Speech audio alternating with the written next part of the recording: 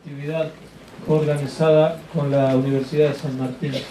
Mi nombre es Juan Obarrio y en la UNSAM yo dirijo un programa de estudios comparativos sur-sur sobre el sur global. Con nuestro programa, la Dirección de Cultura y la Escuela de Humanidades de la UNSAM hemos tenemos el altísimo honor y la felicidad de contar con nosotros al profesor Enrique Dussel. Y también agradecer la colaboración y generosidad del Centro de la Cooperación que ha organizado esta reunión esta noche. El profesor no precisa ningún tipo de introducción o presentación, pero yo quería decir, nada más mencionar dos cosas. En primer lugar, parte de la invitación que hemos hecho es porque se trata obviamente de una de las figuras más importantes de la filosofía mundial contemporánea, no ya latinoamericana, no ya argentina, sino a nivel internacional. Y yo diría un pensamiento profundamente enraizado en el sur, en las corrientes epistemológicas, en los modos de pensar desde el sur, o lo que hoy denominamos o discutimos como sur global. La obra de Enrique Dussel se encuentra, dialoga, choca con las más altas tradiciones de la filosofía continental, de la filosofía europea, incluso del pensamiento eurocéntrico, podemos decir, las desmenuza, las lleva a cierto combate. Yo diría que la obra de Dussel, ya lo han dicho otros, muestra también de qué manera el pensamiento tradicional europeo está exhausto. Sus categorías en gran medida no llegan a abarcar la complejidad y la profundidad de los procesos políticos contemporáneos, especialmente cuando se las intenta aplicar a la realidad nuestra del sur o del sur global. Dos puntos para finalizar. El trabajo del profesor Dussel sobre la ética. Tenemos que mencionar sus diálogos con Karl Otto Appel, su trabajo sobre Habermas, sus encuentros con Levinas, un trabajo sobre la ética, pero profundamente dirigido a enfocar la materialidad de la ética. La ética es de una base material. Cuando él habla de la obra de Levinas, él dice, bueno, para mí no es meramente la alteridad, meramente la otredad del ser, para mí es una cuestión de la materialidad y de la pobreza. Comienza su pensamiento a partir de la pobreza del otro, y especialmente tal como se experimenta en nuestro continente. Y para terminar, obviamente, último punto, tenemos que remarcar que se trata de un pensamiento, no de una filosofía abstracta, sino de un pensamiento de la emancipación social. Todo su trabajo sobre el poder constituyente y poder constituido, que él comparte con otros autores contemporáneos, que no hace falta mencionar, europeos y latinoamericanos. Todo el trabajo de Enrique Dussel sobre potestas y potentia, o lo potencial, es un trabajo fecundo, cotidiano, constante, material, sobre el problema, la posibilidad de la emancipación social. Aquí quiero terminar esta muy breve introducción. Agradecerle al profesor. Le voy a pasar la palabra a mi colega Juan Francisco Martínez Pería, que es coordinador del área de historia aquí en el Centro de la Cooperación y además investigador de la UNSAM, quien va a brevemente también presentar al profesor Dussel. Gracias. ¿Escucha? ¿Sí? Bueno, muchas gracias, Juan. Bueno, muchísimas gracias a todos por estar acá presentes y sobre todo muchísimas gracias al doctor Enrique Dussel por aceptar esta invitación, y obviamente a la Universidad de San Martín y al programa Sur Global por organizar con nosotros esta actividad. Como ustedes saben, el Centro Cultural de Cooperación es un centro de las artes y las ciencias sociales que promueve el pensamiento crítico, el pensamiento comprometido, que busca aportar para la transformación social, nacional y regional y global. Y en este sentido, qué mejor que tener al doctor Dussel entre nosotros. Realmente es un enorme orgullo. Como dijo Juan antes, en realidad el doctor Dussel no necesita ningún tipo de introducción, y menos de mi parte, pero para los que todavía no se hayan enterado la magnitud de su importancia y de su obra, quisiera agregar algunas cosas. Como ustedes saben, él es doctor en Historia por la Universidad de la Sorbona, doctor en Filosofía por la Universidad Complutense, nació en Mendoza, pero tuvo que exiliarse porque recibió la persecución, porque sufrió la persecución de la AAA en la década del 70 y se exilió en México, donde es docente en la Universidad Autónoma Metropolitana de México y la UNAM también, la Nacional Autónoma de México, y ha escrito, digamos, una obra monumental, más de 50 libros de política, de filosofía, de economía, de ética, y es algo que me parece muy importante subrayar, es uno de los fundadores y una de las principales exponentes de la filosofía de la liberación. La conferencia de hoy tiene como título Actualidad de la filosofía de la liberación. La filosofía de la liberación es una corriente filosófica, intelectual, que nace en la década de fines de 60, comienzos de 70, en la Argentina, pero con un tinte latinoamericano, digamos, ¿no? Tanto por argentinos y latinoamericanos, que es tremendamente importante, digamos, ¿no? que lamentablemente por muchos años ha sido ocultada en algunas universidades, pero felizmente ha sido cultivada por el profesor Dussel y otros intelectuales de enorme valor, y que felizmente, como decía, en los últimos años ha sido recuperada, digamos, ¿no? Y el doctor Dussel, como decía Juan antes, no solamente ha escrito 50 libros, más de 50 libros, y no solamente ha producido una teoría filosófica muy profunda y compleja, y es una filosofía sumamente original. Esto es algo muy importante porque en la filosofía latinoamericana ha habido una constante debate sobre si existe la filosofía latinoamericana y si es posible hacer una filosofía latinoamericana y original, y estoy seguro, y estamos seguros, que la obra del doctor Dussel claramente responde que sí, y que su obra es una muestra cabal de eso, no solamente es posible, sino que efectivamente existe. Y como decía, no solamente, digamos, es una obra profunda que discute con el eurocentrismo, discute con el colonialismo cultural, discute con el colonialismo de diferentes maneras, sino que a la misma vez hay un compromiso político, digamos, ¿no? Un compromiso político concreto, digamos, con los diferentes sectores sufrientes de América y del mundo, digamos, ¿no? Y eso me parece que es fundamental, y que obviamente al doctor Dussel le ha valido persecuciones, amenazas, bombas y exilio, digamos, ¿no? Y eso me parece fundamental, porque en épocas donde lo que reina es el academicismo, el no te metas, etcétera, etcétera, el doctor Dussel es una muestra de compromiso, no solamente ético, político, sino intelectual también, ¿no? Y creo que, como está claro, digamos, en este espacio que ya no da más, está totalmente abarrotado, es un ejemplo, digamos, ¿no? para las juventudes y las nuevas generaciones, y por eso estamos tan contentos y tan orgullosos de tenerlo. Bueno, nada más, le damos la palabra al doctor Dussel. Muchas gracias.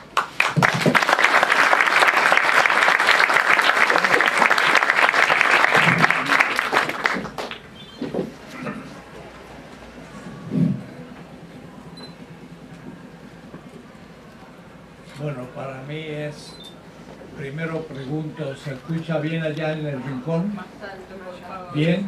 Más alto. O más cerca del micrófono. Bueno. Más alto. Para mí es una alegría, pero también una gran emoción. Es la primera vez en 40 años que voy a estar 2 semanas en Buenos Aires.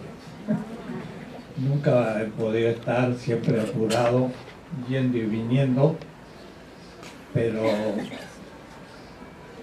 pasé en otros lugares 40 años y los últimos 40 los pasé en México, Sumen, y ya estoy viejo. Entonces, bueno, un poco volver a la patria y dar un cierto testimonio, un parte de guerra. Voy a decir qué ha acontecido. En una conferencia que daba en Colonia, Köln, hace 2 años, en una cátedra que se llama Alberto Magno, el profesor que me invitó dijo, pero usted le da mucha importancia a la historia, porque empecé a plantear cuestiones de historia para demostrar que Descartes no era el primer filósofo moderno. Había habido un siglo de filosofía moderna antes de Descartes. Pues para mostrar eso había que destruir toda la historia universal. Y los europeos no necesitan hacerla porque se montan sobre la ya hecha y bueno, son un momento posterior. Pero un latinoamericano no puede montarse sobre una historia construida por el romanticismo alemán. tal como la antigüedad, la Edad Media y la Edad Moderna. Periodización de la historia, que todo el mundo la estudia. Cuando digo todo el mundo, es todo el mundo. Es decir, si usted da un curso en Delhi, todos los presentes habrán estudiado historia por la antigüedad, la Edad Media y la Edad Moderna. Y si usted lo dan en Kenia también, y si lo dan en Mindanao, en Filipinas también, por supuesto si lo dan en Berlín o New York, o lo dan en Buenos Aires. Y cuando uno les dice es un invento que no tiene más de 2 siglos, que lo inventaron los románticos alemanes, dicen, ¿qué pasó? Exagera. Lean ustedes el texto de Walter Benjamin en el concepto de la crítica del romanticismo alemán, y tiene una cita de Novalis. Y Novalis dice tal cual, o es decir, Walter Benjamin lo cita a Novalis: nosotros inventamos la antigüedad. Y ustedes dirán, ¿cómo van a inventar la antigüedad? ¿Inventaron toda la historia? Sí, inventaron el concepto de la antigüedad y la manera de ver eso que se llamó, por ejemplo, la antigüedad. Y los alemanes, que son tan científicos, hasta tienen institutos de investigación sobre la Altertumswissenschaften, sobre las ciencias de la antigüedad. Es un objeto absolutamente eurocéntrico, creado no más de 2 siglos. Ustedes dirán, ¿cómo? Y el feudalismo solamente existió en Europa. No hay ninguna otra cultura feudal. No se puede aplicar a nadie, y menos. Estaba yo en Marruecos y justamente me preguntó este hombre qué tal me fue en Marruecos. Me fue muy bien, porque antes estuve en la universidad, en el Johns Hopkins, y dije, de aquí parto por Marruecos. Entonces me dice, ¿cómo te fue? Fue fantástico. Pero empecé porque un profesor de la Universidad de Fez, especialista en pensamiento árabe, dice, en la Edad Media, el pensamiento árabe, y empezó a hablar del pensamiento árabe de Alepo, la adopción de Aristóteles, y de ahí a Bagdad, y llegar a Fez, Marruecos, donde es profesor. Y yo le digo al profesor, pero usted dice, en la Edad Media estaban los árabes. Y le digo, si ustedes nunca estuvieron en la Edad Media. Entonces me miró raro. Digo, pero no se da cuenta que está contradiciendo. Ustedes hicieron la Edad Media. O es decir, sitiaron a una parte de la historia universal que se llama Europa, le pusieron unos muros y lo aislaron de la historia del siglo VII al XV, el Imperio Otomano al final. El mundo árabe nunca estuvo en la Edad Media, no tenía señores feudales, no tenía pequeños feudos, era una cultura comercial, urbana, llegaba de Marruecos, Libia, el Egipto fatimita, Bagdad, 5 siglos, el centro de la historia universal. Salían cientos de caravanas de Bagdad que iban hacia la India, que por la ruta de la seda llegaban a la China, llegaban a Bizancio, llegaban a todo el mundo de Bagdad, desde el 756 hasta que se cae Bagdad, que los bárbaros del siglo XXI han destruido hasta sus cimientos. Asesinos, ignorantes, no saben lo que es Bagdad. 500 años centro de la historia. Pues un europeo llegó por récord mundial a la China, uno. Y hasta en Venecia se ve el cartelito, dice, llegó a la China aquel veneciano, uno. Y salían cientos de caravanas de Bagdad a la China todos los años. La Edad Media es justamente el haber dejado a Europa fuera de la historia. Europa, que era un mundo subdesarrollado, dependiente y periférico. Y eso le llamamos Edad Media. Y ellos tuvieron la pretensión de universalizarlo, como lo vivieron en su provincia, en la Edad Media, lo hicieron historia mundial. Justo antes de venir aquí, estoy en la casa de mi hermano, que es un físico matemático de la UBA. Y mi hermano menor fue decano de la Facultad de Físico-Matemática con Puigros, en una etapa heroica de Argentina, y murió poco después. Justo estaba un libro de Toynbee, lo tomé, mire, como si fuera mi charla de hoy, pero hecho por un inglés que vivió, y dice, mi generación, allá en 1905, y empieza a contar una historia de un inglés, y me hubiese gustado traer ese libro en edición muy antigua, de 1960, tan eurocéntrica, el pobre Toynbee, aunque estudiaba la historia universal. La Edad Media solo vale para Europa. Es justamente el aislamiento de Europa de un mundo universal, que eran los árabes, que estaban en Marruecos, en Libia, en el Egipto fatimita, en el Bagdad, centro del mundo, que llegaban a Afganistán, que había sido budista, que iba con los mogoles a la India, que estaba en Malaca y los reinos del sudeste asiático, y llegaba hasta Mindanao. Del Atlántico al Pacífico llegaba el mundo árabe, y Europa estaba ahí entre Viena y Granada. 70 millones de habitantes, 3.000 kilómetros, entraba 2 veces en Argentina, toda Europa.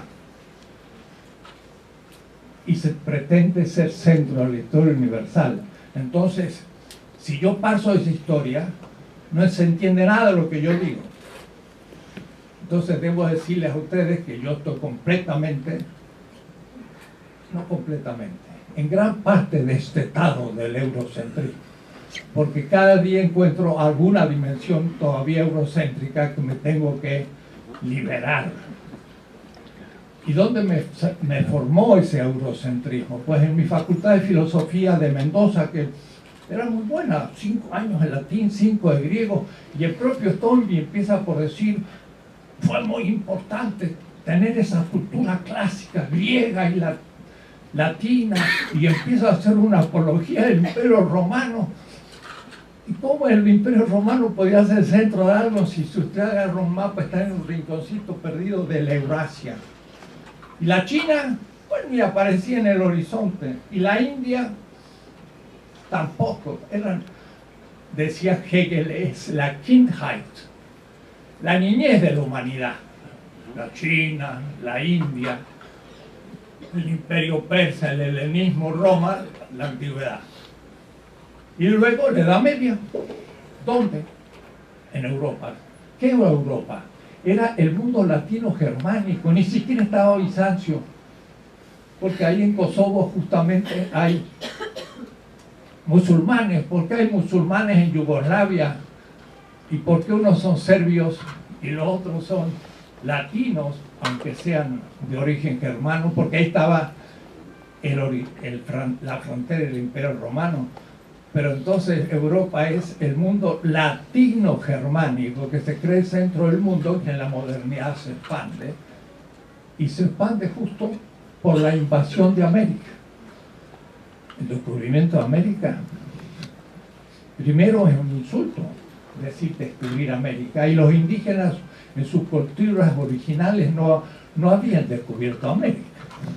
Eran plantas o vegetales que andaban por ahí, que esperaban a los españoles para que los descubrieran y los hicieran entrar en la humanidad. Es un insulto hablar de descubrimiento de América. 12 de octubre, hasta era feriado. Y hasta algunos llaman Día de la Raza. ¿De cuál raza? Indígenas, si los mataron. Y españolas, si eran los invasores. ¿Qué festejamos? No sé. Una estupidez. ¿Se dan cuenta? Hay que empezar todo al revés. Edward Said, cuando escribe el orientalismo, escribe el primer capítulo de algo que dijimos bastante antes nosotros, pero no sabemos que lo dijimos antes. Entonces, una filosofía latinoamericana supone empezar todo de nuevo. debo decir que la primera clase universitaria que yo dicté, después de muchas experiencias, primero 5 años clásicos de filosofía eurocéntrica en Mendoza, en la Universidad de Cuyo. Me recibí y a la semana siguiente tomaba un barco para ir a España, porque me conseguí una bequita y yo era como Tarzán, de beca en beca. Pero muchos años, 10 años, y podría seguir porque ya era especialista en becas. Pero llegó a los 32 años que dije que tengo que empezar a trabajar. Estuve 2 años en España, más o menos perdido el tiempo, en época de Franco, pero saqué un doctorado. Y Quijotada impresionante, me fui 2 años a Israel. ¿Y sabe por qué me fui a Israel? Porque había un libro de Eduardo Mallea, Una pasión argentina. Y decía, ¿dónde está el origen del gaucho que Sarmiento mandó matar? Sarmiento se me cayó por el suelo, ¿eh? Y Roca, no sé cómo tiene una estatua todavía del genocida. Pero en fin, él decía que había que matar a los gauchos, y yo dije, a ver si puedo entender quién es el gaucho. Pero el gaucho era como un centauro que venía de Extremadura, pero no, venía del Magreb, pero no, de Egipto, no, desde el Medio Oriente. Entonces yo dije, tengo que ir al Medio Oriente, al origen de mi cultura, América Latina. Y entonces me fui a Israel 2 años. Me puse a estudiar hebreo y entré en la cultura del Medio Oriente. Tenía griego y tenía latín, pero ahora tenía otra cosa extraña. Y yo pensaba que había que destruir el helenocentrismo desde el pensamiento semita. Mi primer libro que escribí, por supuesto ignorado, tapado, por eso que es la primera vez que hablo. Y tengo 80 años, aquí, en Argentina. Es la primera vez, porque uno vive un gran desprecio, pero es normal. Si uno dice algo nuevo, no se pueden pedir aplausos, sino insultos, porque es nuevo. Si es viejo, todos están de acuerdo, si es que tuvo razón. Entonces los aplausos se reciben después, pero cuando uno va a ir originando cosas, si lo persiguen, ahí funciona, porque quiere decir que es nuevo. No es válido todavía, es inválido. Cuando a mí, el 3 de octubre de 1973, me pusieron una bomba en mi casa, el comando Rucci. Algunos viejos sabrán quién fue Rucci y por qué un comando Rucci metalúrgico podía poner una bomba a un profesor universitario. No se imaginan. No me sentí para nada triste. Yo dije, al menos alguien entendió lo que estoy diciendo.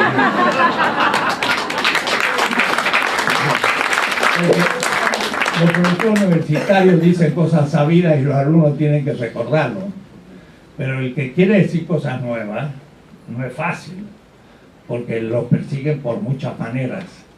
Pero uno predica un poco en el desierto. Entonces dije, bueno, al menos lo que me la pusieron creyó que yo era peligroso, lo cual es un honor. Y en serio dije yo, se habrá equivocado.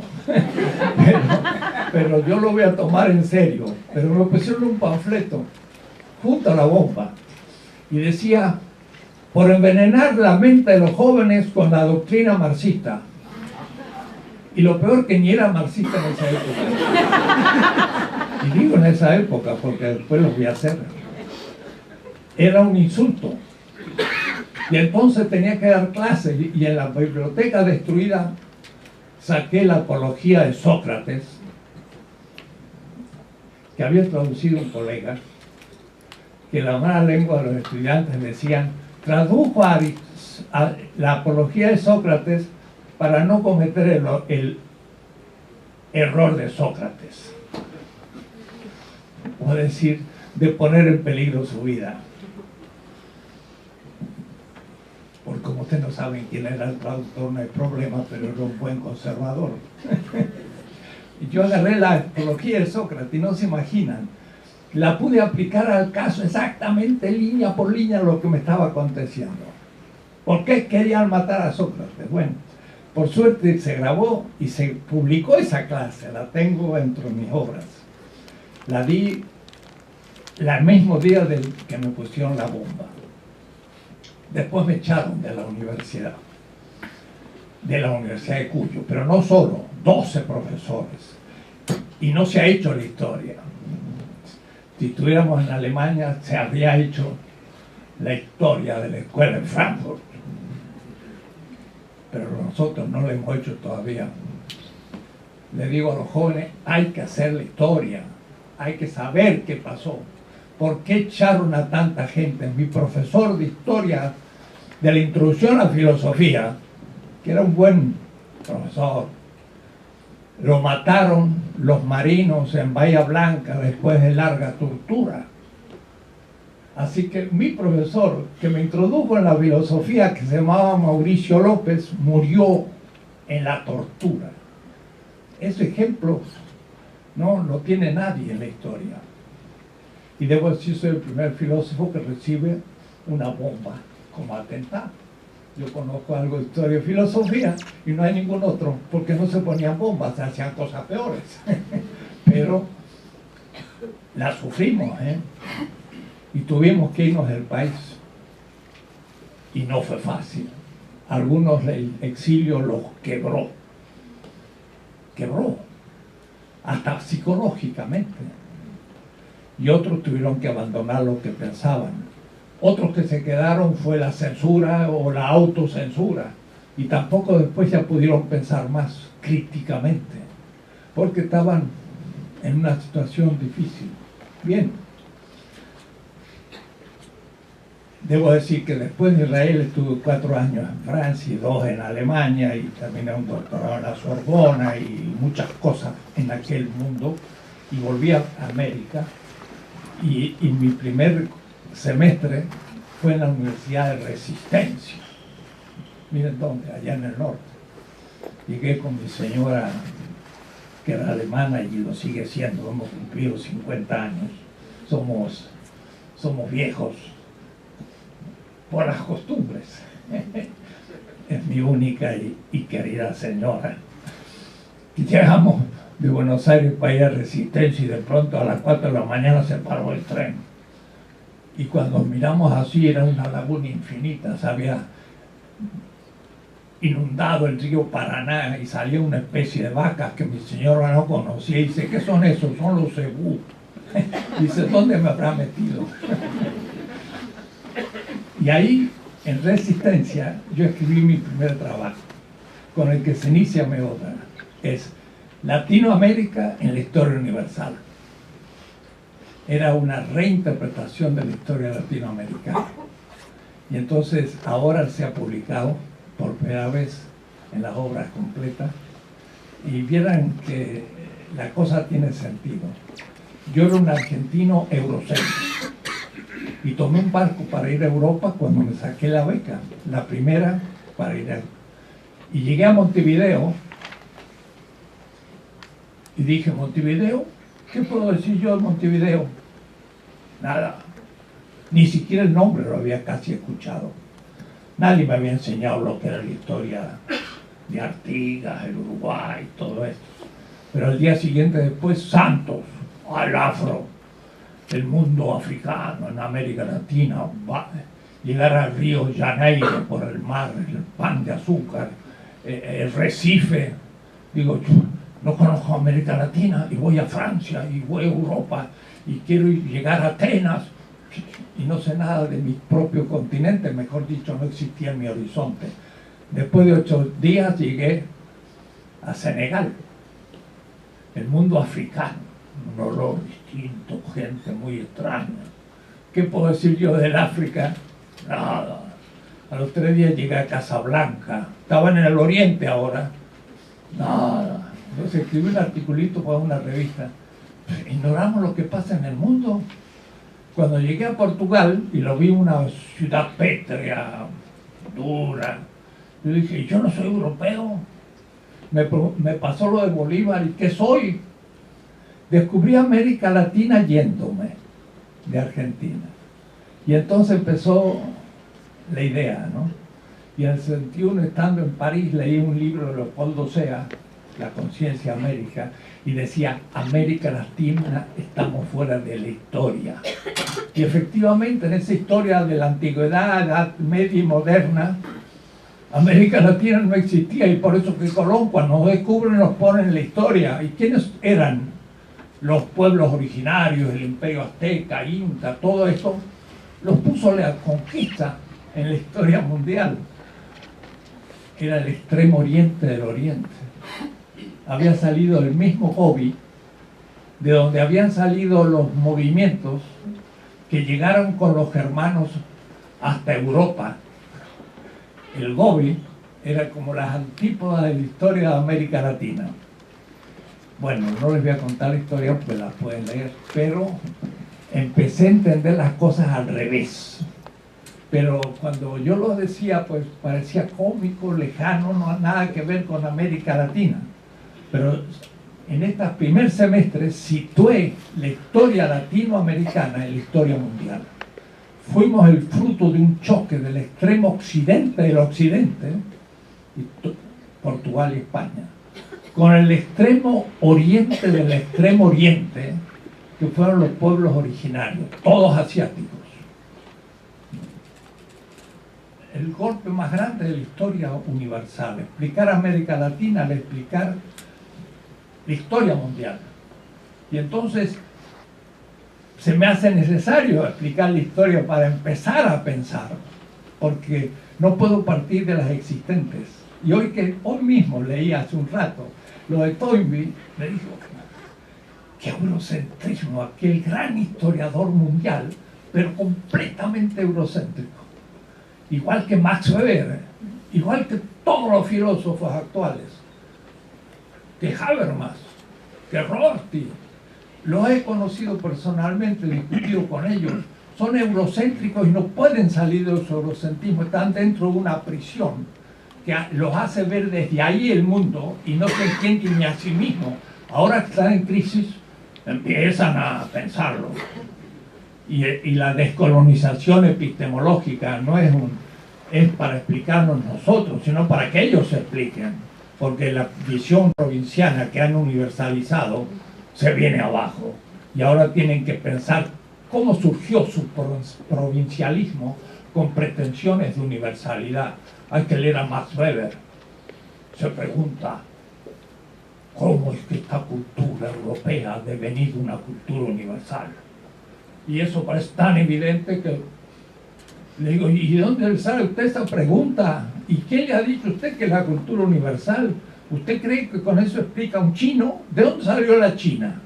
Ah, el milagro chino. Milagro chino. Los chinos descubrieron América mucho antes que los españoles. Hicieron mapas con los que los portugueses y españoles tenían en sus manos. Los chinos hicieron la revolución industrial antes que Inglaterra. Los chinos descubrieron el acero en el siglo II, el papel en el sexto, la imprenta en el octavo, en el noveno siglo los chinos hacían papel moneda. Y Marco Polo, cuando llegó, no sabía con qué pagaban. Y cuando estaba preso en Génova y explicaba, dice: ellos pagan como con un pergamino. Ni sabían lo que era el papel, ni lo que era la imprenta, ni lo que era el papel moneda. Estaban 10 siglos atrasados los europeos. Entonces, a mí ya me cuentan. Como yo tengo mucha edad, mucho más de lo que cualquier profesor europeo y norteamericano tiene, porque ellos se jubilan a los 65 años. Pero en México, como tenemos muy malas jubilaciones, no nos jubilamos. Entonces soy más viejo que todos. Entonces llego a Europa, a Yale, a Harvard, a Berlín, y le digo a los profesores jóvenes: ustedes tienen que estudiar. En serio. Y mi actitud psicológica es esa. Son muchachos jóvenes que ignoran. Nosotros conocemos más porque hemos nacido en la periferia. Tenemos que incluir a ellos y nosotros. Cuando el profesor Karl Otto Apel llegó a México, Dijo, ¡ay, qué interesante! La primera vez estoy en tercer mundo y estaba por jubilarse. Y yo a los 23 años llegué allá. Y cuando vio mi visión de la historia en Frankfurt, en clases de Frankfurt, un semestre, me dijo, nunca había visto esto. A sus 65 años. Entonces a los jóvenes les digo, hay que despertarse. Ya está bien de tomar leche, ahora hay que comer cosas más fuertes. Y hay que pensar con la propia cabeza, porque estamos mejor situados. Como decía Salazar Bondi, 1969, ¿es posible una filosofía en América Latina? Y él dijo, no, porque, pero también podíamos decir sí, porque, estando en la periferia, vemos el centro desde afuera, y ellos desde el centro se ven a sí mismos fuera y no ven más que el sí mismo. Por eso mis clases de Frankfurt, 1992, se llamaba 1492, el encubrimiento del otro, no el descubrimiento. Los europeos cubrieron la imagen del indígena con el otro que traían de Europa, y en vez de descubrir, impusieron. Y ahí empieza la filosofía moderna, con Descartes, no con Bartolomé Las Casas, y más de un siglo antes, 1514. Descartes escribió el discurso del método 1636, era un siglo y medio después de la conquista. ¿Dónde estudió Descartes? En un colegio que se llamaba La Flèche. ¿Qué era ese colegio? Era un colegio jesuita. ¡Qué extraño! Español. ¡Qué extraño! Entró a los 10 años y dice, la primera obra filosófica que leí fue Las Disputaciones Metafísicas de Suárez. ¿Quién era? Un jesuita español, pero que daba clases en Salamanca y Coimbra, y tenía alumnos que habían estado en África, en Asia y en América. Era el único profesor que tenía alumnos que habían estado en todo el mundo. Francia, Alemania, Inglaterra, estaban todavía en la Edad Media. España fue el primer país moderno. Me dicen los españoles, ¿usted es franquista? Y yo lo miro diciéndole, usted ni conoce la historia de España. Ah, que la Inquisición. Claro que sí. La primera institución de represión ideológica del Estado moderno. La Inquisición española no es medieval, es moderna. Fue el primer Estado unificado. Echaron a los judíos y a los mozárabes porque querían la unidad del ciudadano, que fuera todo de un mismo tipo. Claro, católicos, sí, por eso no es de la Edad Media. La Edad Media era tolerante, permitía la pluralidad. Ahí los judíos y los árabes y los cristianos convivían. En la modernidad va a ser distinto. Entonces, en 1514, Bartolomé Las Casas, estando en Cuba, en una isla como Cuba, en una pequeña ciudad como Santi Espíritu, el gobernador Velázquez les dijo, celebra la misa el domingo. Entonces dice Bartolomé Las Casas en la historia de las Indias, primer libro, capítulo 78. Tocó ese domingo leer un texto del eclesiástico, Ben Sira. Mira lo que dice el capítulo 34, versículo 18 de ese domingo. Leyó ese texto que dice así: ofrecer a Dios un sacrificio con un bien robado a los pobres es como matar al hijo en presencia de su padre. El pan es la sangre del pobre. Es un libro crítico del templo del siglo II. Entonces, ofrecer a Dios un bien robado a los pobres es matar al hijo en presencia de su padre. ¿Qué significa eso? Permítanme, lean ustedes El Capital de Marx, lo van a entender entonces. El valor es objetivación de vida. Es sangre que se pone el objeto. El valor es sangre. Y el texto dice, el pan tiene la sangre del pobre. Ofrecer a Dios un bien robado a los pobres es matar al hijo en presencia de su padre.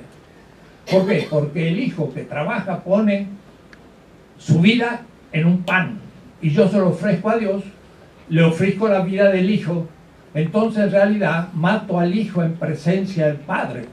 Es un acto idolátrico, además de muerte del hijo, y ese Dios es un ídolo. Y entonces Bartolomé dijo, no tengo más pan para poder ofrecer, porque como tengo una encomienda y los indios producen el pan que voy a ofrecer, pues no tengo pan.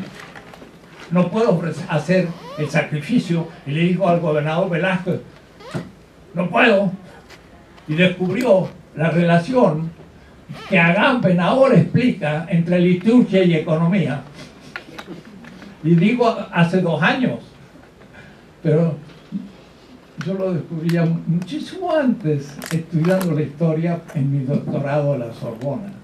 Bartolomé Las Casas había descubierto la relación entre la liturgia y la economía moderna, y entonces dijo, todo lo que los españoles hacen en América es una gran injusticia, y fue la crítica del colonialismo antes de su origen, o con su mismo origen. Y mi libro en alemán se llama Der Gegendiskurs der Moderne, el antidiscurso de la modernidad. Dice Habermas, surgió hace 1 siglo y medio. Yo digo, no, hace 500 años.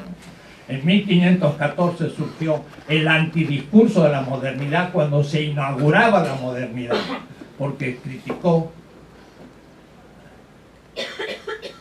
la economía, que era la encomienda, que después va a ser la hacienda, la mitad, el esclavismo, que lo va a también criticar Bartolomé Las Casas en el capítulo correspondiente a los esclavos de Portugal. Y entonces digo, hay 1 siglo antes de Descartes que no entra en la filosofía moderna. ¿Pero por qué? Porque había problemas ético-políticos. No era todavía la ontología del yo pienso, pero era la ética y la política que demostró la superioridad de Europa sobre todas las culturas y que también justificó el colonialismo. Otro texto que encontré en los archivos de India, porque hice un doctorado en la Sorbona, de historia. El primer obispo de Bolivia, de la Bolivia de Evo Morales, en el 1551, tiene este texto, que va adelante de mi tesis. ¿A poco? Hacía 5 años. Que para acabar de perderse esta tierra, se ha descubierto una boca del infierno por la que los españoles inmolan gran cantidad de gente a su Dios, que es el oro, y es una mina de plata que se llama Potosí. Vio la mina como un nuevo Dios. El capital estaban haciendo y lo vio como Dios. De ahí de paso está la plata, y la plata del Potosí, y por esto que esta patria se llama Argentina, Argentum, Silver, plata, porque por acá salía la plata en parte, la gran parte mayor salía por Panamá y iba en la gran envío a Europa, pues desde el Caribe hasta España, y era atacada por los piratas ingleses de la Inglaterra que llegó tarde a la conquista, y entonces tenía que asaltar al asalto que los españoles hacían a los indios como la acumulación originaria del capital. ¿Se dan cuenta? Economía política y filosofía, porque el ego cósmico no es tan originario, sino que viene 1 siglo después ya a montarse sobre ya está todo garantizado de que el capitalismo está lanzado, el colonialismo también, Europa tiene una cultura superior, y entonces ya ellos empiezan a elaborar una filosofía propia. Yo creo que no es así, es de otra manera. Por eso la historia para nosotros es importante, porque no la podemos aceptar la que ellos han hecho para que la repitamos. Tenemos que deshacerle la historia y tener otra historia sobre la que ahora nosotros comencemos. Filosofía de la liberación. Es filosofía. Y nació en las cátedras nacionales de las facultades de filosofía, no de otro lugar. Que tuviesen emparentamiento con algunas otras prácticas de liberación, sí, pero esta fue filosofía. Y nació como barbecho en 1968. Los movimientos del 68 en París, en Berkeley, Marcuse, y el 69 el Cordobazo, era el pueblo que se movilizaba contra la dictadura. Ahí surgió.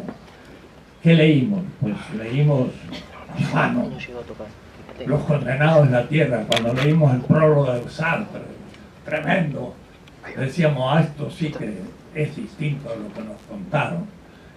Fals Borda escribió en Colombia Sociología de la Liberación, Paulo Freire, Pedagogía del Oprimido. Eran grandes lecturas que nos permitían pensar la cosa de otra manera. Yo estaba escribiendo una ética heideggeriana, una ética ontológica, Hegel, Heidegger, y iba por el segundo capítulo. Entonces estuve en Buenos Aires con un sociólogo que había, O'Farrell, y nos habló de la teoría de la dependencia. Entonces me pareció muy importante y adherí. Debo decir que acabo de publicar ahora 14 tesis de economía política en siglo XXI, el año pasado, y es la síntesis de mis 4 tomos de Carlos Marx, del cual les hablaré un poquito enseguida. Y algunos después dijeron la teoría de dependencia, una teoría burguesa, hasta lo dijo algún marxista. Y en el 75 el Congreso de Sociología Latinoamericano dijo, bueno, pues más habla de la explotación del capital trabajo, pero no de la burguesía. Y por lo tanto, que un país explote a otro país, siendo en ambas hegemónica la burguesía, es un problema burgués y no es un problema marxista. No hay lugar teórico en el marxismo para plantear el tema de la dependencia. Bueno, después de mucho trabajar, más explícitamente expone todos los términos de una teoría de la dependencia. Pudimos pensar desde el sur al norte en un tema de ética. El norte explota al sur, no como una falta moral individual, sino estructural y colectiva e histórica. Necesitamos una nueva ética, distinta. Y de ahí surgió entonces el pensar desde el mundo colonial, el centro, desde la periferia, ese centro, pero no solo. Bartolomé Las Casas dice en La destrucción de las Indias, los que hayan pasado hoy se llaman cristianos, dominaron a los indígenas de la manera nunca vista, y en fin, lo dice en un castellano tremendo, y arrodillan a los varones indígenas como siervos, y dejan en vida a los mozos y las mujeres. A las mujeres para amancebarse y a los mozos para darle el catecismo a la cultura occidental. Entonces ahí estaba la dominación del hermano político, económico, estaba la erótica, la dominación de la mujer, estaba la dominación del hijo, que era la pedagógica, y entonces mi filosofía de liberación, que cuando me echan de la Universidad de Cuyo y ya no era más soportable la estadía aquí, me fui a México, tuve que irme con mi familia, escribí la filosofía de liberación en 3 meses. Y si ustedes leen, ahora puedo leerlo ante ustedes, porque la dedicatoria a los pueblos periféricos que vencen el fratricidio, eso es el sur.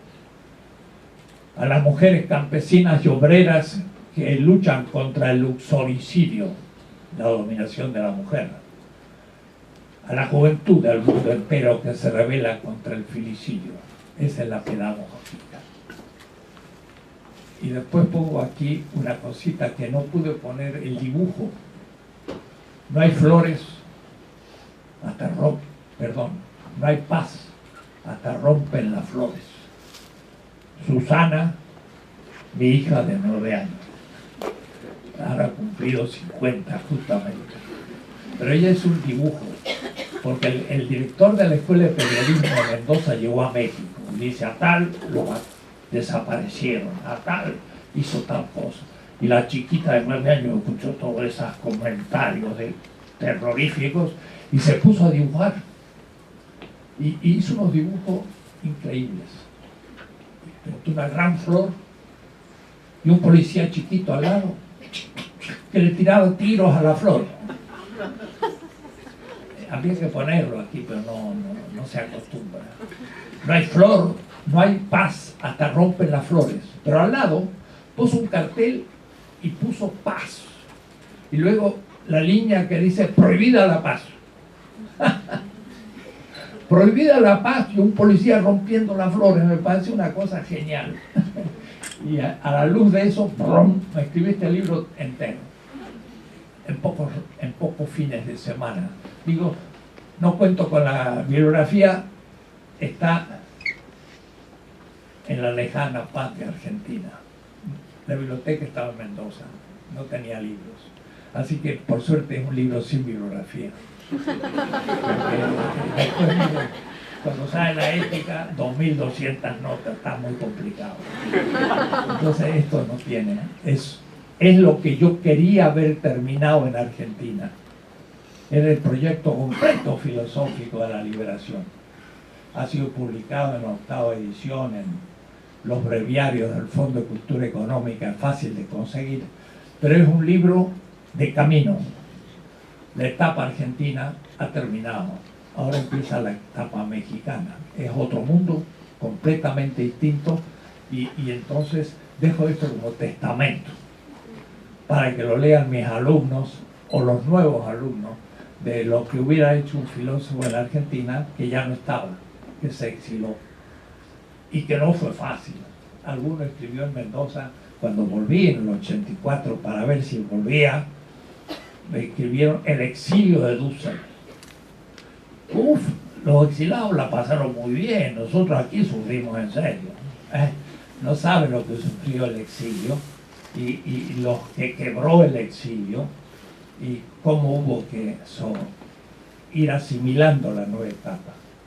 Y la nueva etapa de esa filosofía que surgía desde la exterioridad, porque fue una crítica levinasiana a Heidegger, puramente filosófica. La ontología de Heidegger la estudiamos muchísimo, pero apareció el libro de Levinas, Totalidad Infinito, un pensamiento semita filosófico, y yo había publicado en el 1968 en Eudeva por Spivakov, cuando estaba ya el gran Spivakov en Eudeva, publicó mi primer libro, El humanismo semita.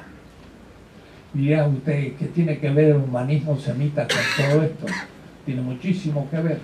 Y hoy está más actual que nunca. Por todos los trabajos que dije de Walter Benjamin, de Agamben, de Taubes. Hoy se está discutiendo estos problemas y yo ya los planteé en el año 68. Digo, ¿qué pasó? ¿Cómo es que se me ocurrió hablar de estos temas que debo decir? Lo tuve que después meter como violín en funda porque nadie me lo aceptaba, porque nuestras universidades son súper seculares. Entonces hay ciertos temas que no se puede hablar. Hoy sí se puede hablar, porque nos lo autoriza Europa. Entonces ahora podemos hablar. Ahora sí ya la teología y el problema de Dios y el problema mesiánico, por Walter Benjamin, que dice un mesianismo materialista. Entonces, ahora sí ya se puede hablar, pero nosotros planteamos esos temas hace 40 años, pero ahí no se podía. Levinas nos enseñó cómo superar a Heidegger, sería un largo tema. Y surgió por eso la filosofía de la liberación en Mendoza, en Comagua, en Córdoba, en Buenos Aires, en muchas universidades, allá en los 70s, pero después fue implacable la dictadura y echó a toda la gente. Los sacó de sus cátedras o tuvieron que hacer censura y autocensura, que es la más fuerte. Entonces, estando ya en México, y por una crítica de un colega, Horacio Cheruti, alumno mío y mendocino, dijo, fulano de tal es un populista, ¿no? Entonces dije, yo tengo que aclarar el tema, eso, ¿qué será el populismo? Vamos a ir al fondo, y qué mejor que empezar a estudiar Marx en serio, para que a mi autoricio me critica y me corrijo. Entonces empezamos una tarea fantástica, 18 semestres trabajamos en Marx, leímos Marx, pero metódicamente yo dije hay que hacerlo cronológicamente. Empezamos desde que nació, desde su familia, 4 siglos de rabinos judíos, en Trier, Treveris, por madre y por padre. Marx Leví se llamaba su familia, judío. Y entonces yo conozco el hebreo y conocía todo esto, y al leer a Marx me di cuenta cuánto de semita tenía el manuscrito del 44, cuando él habla de una nueva antropología. La expresión que hace toda semita no es griega, habla por órganos, y hasta en la primera página del Capital Marx dice son necesidades del estómago o de la fantasía, habla de nuevo por órganos. ¿Dónde saca esas metáforas? Semitas. Entonces yo había distinguido mucho entre cuerpo y alma, soma y psique griega, y carne, basar, que es unidad material. Ese es el materialismo semita. No hay alma. El griego muere el cuerpo, inmortalidad del alma. El semita muere y muere o resucita. Eso viene de Osiris, viene de Egipto, tiene 5000 años. Estamos en el mundo del mito, pero el mito explica la cotidianidad. Léase Ernst Bloch, El principio de esperanza. El mito no es una cosa para niños, es un relato racional en base a símbolos, y hay que tener una metodología especial para saber leer los mitos. Y entonces el mito adámico no es el mito prometeico. Paul Ricoeur, La simbólica del mal, las clases que yo escuché en la Sorbona en el 1961, viniendo de Israel, en la Sorbona, Paul Ricoeur explicó el mito prometeico y el mito adámico, Grecia y el mundo semita. Y eso para mí fue como clarificar mi intuición anterior, y de ahí va a partir todo hasta hoy. Entonces yo le apliqué a Marx unas preguntas que no se había hecho antes. Primero, es judío. Pero segundo, y por ser judío, tendrá algo que ver con la categorización que Levinas hace de la crítica de Heidegger. Y yo iba preguntándome, y fui avanzando la lectura de la juventud de Marx hasta llegar a los Grundrisse. Era un grupo de 40 estudiantes, duro.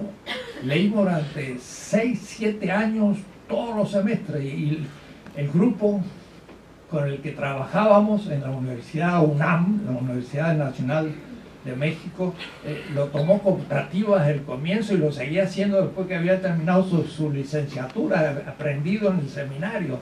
Y lo hacíamos juntos. Yo aprendía de mis alumnos porque nos distribuíamos los temas y cada uno exponía y discutíamos. Y entonces los Grundrisse primero, comentarios a los Grundrisse, como Avicena y Averroes había hecho con Aristóteles, un comentario a los Grundrisse línea por línea. En el 2013 ha salido la edición francesa. Yo lo escribí en 1985 el libro, La producción teórica de Marx, un comentario a los Grundrisse. Salió ahora hace 2 años en Francia, y hay que ver, en Harmattan dice: una novedad en el pensamiento francés, el primer comentario a los Grundrisse. ¿Ves? Pues sí, somos novedad en Francia. Nunca había habido un comentario de los Grundrisse en Francia, tanto marxismo, sobre todo el tuseriano, y no se había hecho eso. En especial era Marx, y llegó el momento en los Grundrisse en que Marx dice: la oposición absoluta y originaria del capital es entre el posesor del dinero y el posesor del trabajo. Antes del contrato y antes de la existencia del capital. Y el trabajo, negativamente, y ahí es donde yo encuentro que dice Marx, es la absoluta pobreza.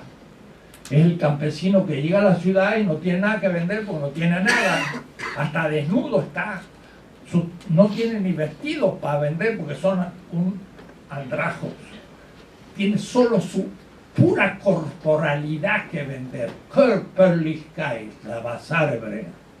Y entonces él dice: pauperante festum, pobre antes del festín. Antes que la clase estaba el pobre. Y mi colega Horacio Ceruti había dicho: el pobre es una categoría mística, la clase es la categoría dura, y pueblo es populismo. Y lo digo hoy por primera vez públicamente. Pues terminé teniendo razón, porque el pueblo es el sujeto histórico de la política y la clase se integra, porque el pueblo francés era el pueblo galo, y después fue el pueblo feudal, y después fue el pueblo capitalista. La clase obrera solo vale para el capitalismo, no vale para el precapitalismo, lo anterior, y valdrá cuando no haya capitalismo, pero el pueblo sí. En fin, Ernesto Laclau y toda la discusión que se ha emprendido. Pero el tema del pobre es lo más impresionante. Entonces, negativamente es un pobre. Y positivamente, dice Marx, es la fuente creadora del valor. ¡Wow! Yo leo ese texto y me digo, y lean mi libro, y yo digo: estoy aquí en un pueblito de México donde yo me retiraba de viernes a lunes. Estoy aquí en Huastepec. Y leo este texto y me caigo de espalda. Entonces, tenía razón. Marx dice: el trabajo vivo es la fuente creadora del valor. Lo leí en 1982, después estuve en la DDR, en Berlín, en la Alexanderplatz, trabajando en los archivos de Marx inéditos en el instituto, cuando había el marxismo-leninismo en Berlín. Y Jung Nickel, el editor de los Grundrisse, estaba ahí y me dice: ¿qué tal? Y le comenté este tema. Me dice: vente, vamos a discutirlo con los miembros del instituto. Y estaba el vicepresidente del instituto, y entre 10 propuse el tema, y sacaba yo las obras de Marx que ellos editan, de los inéditos al alemán. Y le dije: ¿ustedes han notado que Marx dice: en el tiempo necesario el trabajador reproduce el valor del salario? Reproduce el valor del salario. Pero en el plus tiempo de plus trabajo, el trabajo vivo crea valor de la nada. Digo, hay una palabra que usa Schöpfung, que no es producción, y eso es semita. Habla de la creación de la nada. ¿Cómo se explica? Bueno, nosotros editamos más, pero tenemos que estudiarlo. No me lo pudieron contestar los editores alemanes. Nadie más en la tierra podía contestar. Eran los técnicos más técnicos que existen en el mundo, son los que editan Marx en alemán. Además, ahí discutí cómo el trabajo vivo no es la fuerza de trabajo, y el trabajo vivo no tiene valor y la fuerza de trabajo sí. Y discutimos temas también que no estaban muy claros. ¿Y de dónde pudo haber sacado Marx que el trabajo vivo era la fuente creadora del valor, ¿no? Mientras que el ser del capital es el Grund, el fundamento, y es el valor que se valoriza, de Verwertung des Wertes. El ser es el valor. Pero el trabajo vivo no es el fundamento ni el ser del capital, es la fuente creadora del ser. De schöpferische Quelle des Wertes. Es el creador del ser. Y yo he estudiado Schelling en Mendoza, antes que me echaran. Estudiando Hegel, Fichte, Schelling. Y Schelling en el 1841, sus lecciones de 1841 sobre la filosofía de la revelación, dijo algo muy extraño. No los quiero escandalizar, pero ya estamos en tiempo de escandalizarnos. Y ya estos temas son habituales en Agamben, digo yo, Walter Benjamin, y aún en Horkheimer, el anhelo del absolutamente otro, cosas de este tipo. Schelling dice, Dios no es el ser, es la fuente creadora del ser. De schöpferische Quelle des Wertes. Wow, es la misma fórmula de Marx.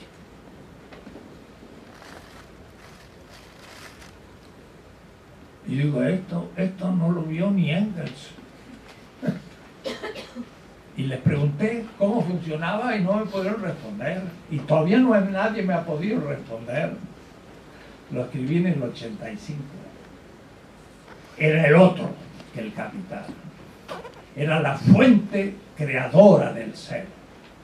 Y el ser que el trabajador crea, lo va a tomar después al trabajador y lo va a subsumir en el proceso de trabajo y lo va a transformar en una mediación para crear plusvalor.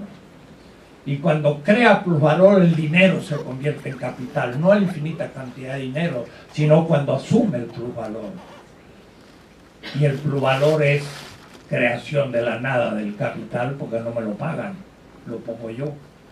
O es decir, me pagan la fuerza de trabajo, pero subsumen la fuente creadora, y la fuente creadora trabaja más de lo que le pagan, y hay una parte que es no pagada, un bezahlte, y ese es el robo, es la estructura ética de nuestra sociedad.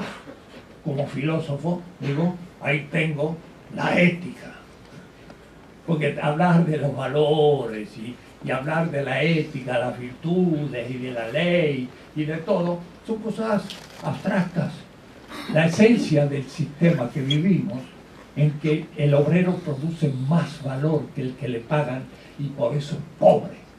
Es el misterio de la pobreza, que era lo que Marx se proponía descubrir. No lo que es el capital, sino porque el pobre es el que produce el capital. Y es pobre. Mientras que el rico, el que no lo produce, es rico. Había que explicar ese tema, era un tema ético. Entonces, en una gran reunión, a los 150 aniversario del manifiesto en París, había 1500 marxistas de todo el mundo. Michel Levy, un amigo, organizó un gran encuentro, y no sé por qué me puso a mí en los 5 que comentaron al final. Y yo dije, mi tema, 20 minutos, no tenía más. El capital de Marx es una ética.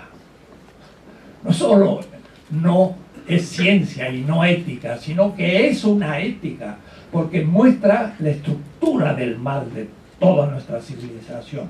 Bueno, no se imaginan, fue unos años hermosos de meterme en Marx. Era una mina de oro.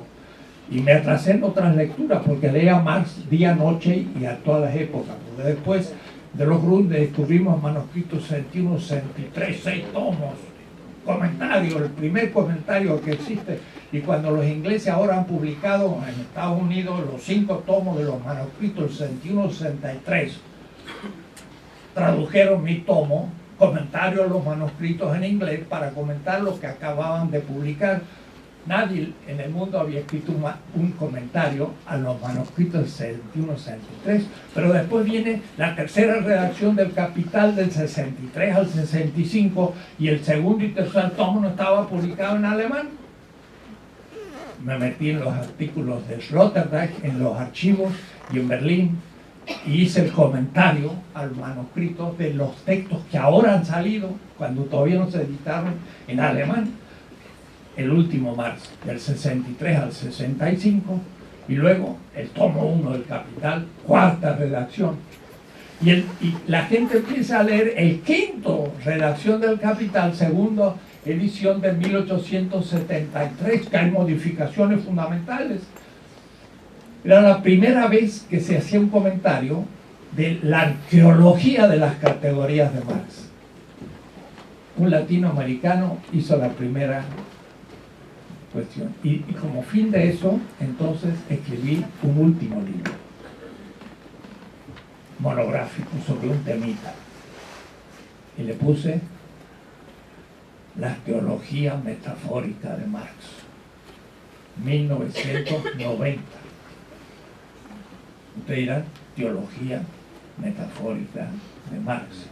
Bueno, ahora con lo que dice Agamben, Taubes, que la teología política de Carl Schmitt, eso es casi evidente, pero nadie lo ha escrito.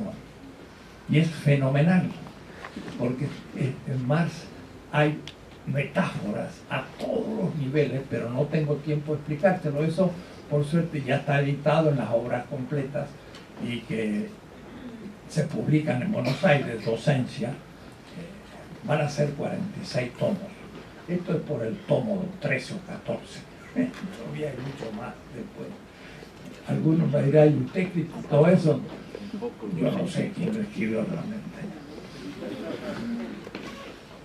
Pero está ahí. Eso fue mi tête-à-tête de filosofía de la liberación con Carlos Marx. Entonces algunos pensaban que la filosofía de la liberación era una alternativa al marxismo, nada que ver. Marx era un filósofo de la liberación. Pensó desde los oprimidos y excluidos del sistema. Esa es mi convicción. Es un filósofo de la liberación que descubrió el problema del colonialismo y de la periferia un poco al final. Cuando ya publicó el tomo primero, le escribe a Engels diciendo, mire que notable, Danielson, esta gente, los rusos, son los primeros que están entendiendo el capital. Pero debo decirle, como diciendo, esto ahí, que no son, porque no son europeos, lo están entendiendo y los europeos mismos no entienden lo que ha escrito. Y entonces entró en contacto con los populistas rusos y se puso a estudiar ruso. Y entonces uno ve en los cuadernos del Sloterdijk en Ámsterdam, los cuadernos que empieza a estudiar la gramática rusa. Y después de pronto empieza ya a hacer apuntes sobre los escritos de los populistas. Y la Sasulich le pregunta, ¿de la China se puede pasar al socialismo sin pasar por el capitalismo? Y Marx piensa el tema, le escribe 5 textos y al fin le envía un texto. Y la Rosa Sasulich, cuando lo recibe, lo mete abajo un cajón y nadie lo descubrió hasta el 24. Estaba en contra de los que pensaban, ella y Plejano, que había que pasar por el capitalismo. Y Marx le dice, se puede pasar de la China al socialismo directamente. Marx no era marxista. Y entonces no se terminó de publicar Marx. Hoy todavía el 40% no está publicado. Y vale menos que había una reacción. ¿Por qué la Unión Soviética no publicó Marx? Bueno, mi plan era, con un Marx rehecho, empezar a enseñar Marx en Cuba, en Berlín, en Moscú, y de ahí empezar la crítica al marxismo-leninismo. Se vino abajo y no quedó nada. Y entonces, ¿para qué me sirvió tanto Marx? Me sirvió, primero, para no ser ingenuo. Pues si yo digo, hay que leer a Marx, no para ser marxista, si usted no quiere. Pero si usted le viene a Marx, ya no es ingenuo. Y eso es fundamental. Después puede tomar las opciones. Es mucho más interesante y difícil de lo que la gente piensa. Pero a mí me vino al pelo. Noviembre de 1989 terminaba el 4º tomo. Y mi amigo Raúl Forné Betancourt me dijo, mira, quiero que hagas un diálogo con un filósofo alemán. y estábamos en Münster, me llevó a una biblioteca, sacamos 2 tomos de transformación de la filosofía. No había escuchado nunca hablar de un tal Karl Otto Appel. Me lo dio, me lo llevé, y como tocaba vacaciones, lo empecé a leer en Acapulco, en la playa. Es el mejor lugar para leer un texto como el de Appel, abstracto, fenomenal. Y entonces, en noviembre del 89, 2 semanas después de la caída del muro de Berlín, cuando Marx iba a desaparecer del horizonte, me tocó estar Karl Otto Appel y yo, y 40 profesores alemanes en Freiburg. Ni doctorandos había, eran profesores. Eso yo me sentía como en el circo rodeado de leones. En alemán, una discusión. Entonces Appel entró sobre la fundamentación última de la ética y yo le leí mi texto y empezó una discusión que duró 8 años. En Freiburg, en México, en Eichstätt, en San Leopoldo, y discutimos 8 años con Karl. ¿Quién es Karl Otto Appel? El maestro Habermas. Si existe Habermas es porque fue alumno desde el primer semestre de sus estudios de filosofía con Appel, y Appel es un pensador con una lógica, pero pétrea, diría yo, muy pensada. Como él tiene una ética del discurso y cree en la argumentación para discutir con otro, el otro debe estar al mismo nivel. Se le debe dar los mismos derechos. Si no se le da los mismos derechos, no hay argumentación posible. Ese es el pensamiento de Appel. Así que él me elevó a su nivel y discutió conmigo ante un colega. Yo creo que es la primera vez en la historia de filosofía que un europeo de tal tamaño haya hablado con un hombre de la periferia. Pero eso es mérito de Appel, no mío. Pero me tocó vivir esa situación. El argumento es muy fácil. Él sabe que la simetría como punto de partida es prácticamente imposible. ¿Y cómo hacer para que alguien llegue a la simetría sin usar la ética del discurso? Porque está en disimetría. Tiene que ser otra ética que lo eleve hasta la simetría para poder empezar la argumentación con iguales derechos y capacidades. Entonces pensó que la ética de la liberación le podía ser una ética auxiliar. O decir que lo tomó en serio. No pensó que era charlar con un folclórico del tercer mundo. Dijo, hay una ética de la liberación que no es del discurso, puede elevar al que está no en simetría a la simetría. Y entonces pues, me decía siempre, sí. Todo lo que yo decía entraba en su esquema como ética complementaria, pero empecé a entender de lo que hablaba. Fue extraordinario, no puedo explicarlo, porque me hizo pasar una nueva etapa, que fue el poder entender el pensamiento analítico, que no había trabajado tanto, y a su vez criticarlo desde la pragmática. Es una cosa importantísima en la política. En la política, lo que se llama democracia es un sistema de legitimación. Pero la legitimación es el nombre político, lo que en ética es un sistema de validez. Entonces hay que entender lo que es validez. Y entonces esto él lo explica de una manera fantástica y además absorbe el pensamiento pragmático norteamericano. Tiene un tomo sobre Charles Peirce, lo mejor que hay en el pensamiento pragmático norteamericano lo hizo Appel. Entonces Appel hace un diálogo entre Europa y Estados Unidos y ahí con gran ventaja. Y yo en cambio estoy en América Latina en un triángulo. Le agradezco a Appel que me haya criticado el pensamiento analítico en vigencia en América Latina, en muchas universidades eurocéntricas completas, porque me ha hecho un trabajo, me ha explicado parte, y eso me permite que la filosofía de la liberación ahora dé un salto gigantesco, porque al principio él hablaba de una pragmática trascendental y mi primera objeción fue decirle, sí, acepto. Hay una comunidad de comunicación y para argumentar se debe dar al otro igualdad de condiciones, que es una condición ética. Y Peirce lo que piensa es que la ética es condición de la comunidad aún científica. Es muy largo el argumento, no puedo tocar, pero ya es una ética de la ciencia además. Pero yo con Levinas le puedo decir, mire, cualquier comunidad científica que exista siempre va a dejar a algunos fuera que no invitan a la discusión. Y eso aunque más no sea por la finitud humana y la ignorancia de que hay otros. Pero además, usted habla de una comunidad de comunicación y yo, además de eso que se lo acepto, yo hablo de una comunidad de vida, Lebensgemeinschaft.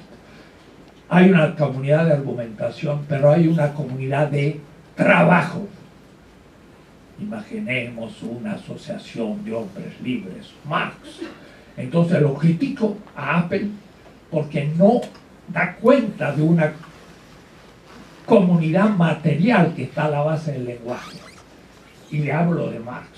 Y entonces en el segundo trabajo de Apple dice, cuando este profesor latinoamericano me habla de Marx, el 24 de noviembre, 2 semanas después de la caída del muro de Berlín, dice, o es un anacrónico o un ignorante. Lo escribió tal cual y pueden leerlo.